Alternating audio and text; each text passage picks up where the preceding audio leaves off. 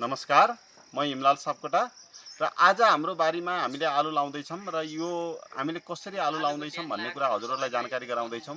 किन भन्दा अघिल्लो वर्ष हामीले यति धेरै राम्रा यति ठुला आलु फलाइयो र कुनै धमिरो कमिला पनि नलागिकन एकदमै राम्रो स्वास्थ्य आलु फलाएका थियौँ। र एकजना बुवाले भन्नुभयो कसरी यो आलु चाहिँ फलो त नि अरू कहाँ सबै कहाँ धमिरो लाग्छ कमिरो लाग्छ साना छन् कचरा छन् तर यहाँ यति राम्रा आलु छन् भन्नुभयो र यसरी हामीले आलु वर्षेनी लाएर हामीले राम्रो आलु चाहिँ फलाएका छौँ र कुनै धमिरा कमिलाले कुनै पनि प्रभाव पार्दैन। यसरी हामीले चाहिँ आलु लाउँदैछौँ त हेर्नुहोस् है त। हामीले यसरी मोल हामीले अब हाम्रामा त प्रशस्त मोल छ। अब मोल यसरी हामी मोल हाल्दैछौँ यतिको ग्यापमा लगभग आधा हातको ग्यापमा। र त्यसपछि हामीले एक तुकेका टुक्रा यो चाहिँ साँच्चीकै विषादी हो। यसले कुनै पनि किरा धमिरा कमिला केही पनि लाउन दिन्न, कुनै पनि रोग पनि लाग्दैन है। हामीले यसरी चाहिँ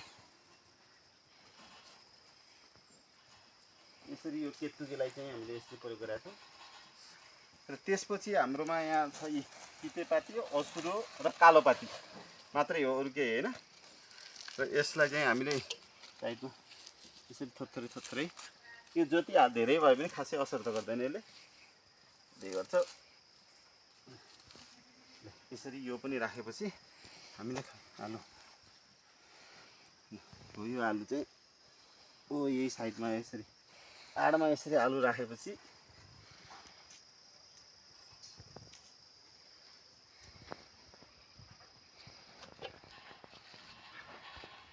अब यसलाई चाहिँ माटोले पुर्दिनु ध्यानमा माटोले खाल्टो खनाएर पुर्याएछ।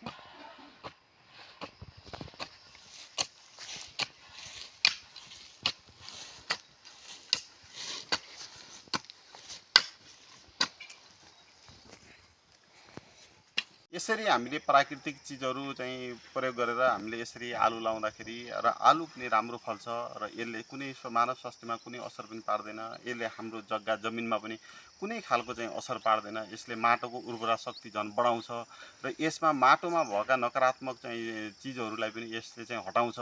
र यसरी हामीले हाम्रो माटो र हाम्रो स्वास्थ्य यसरी बचाउन सकिन्छ।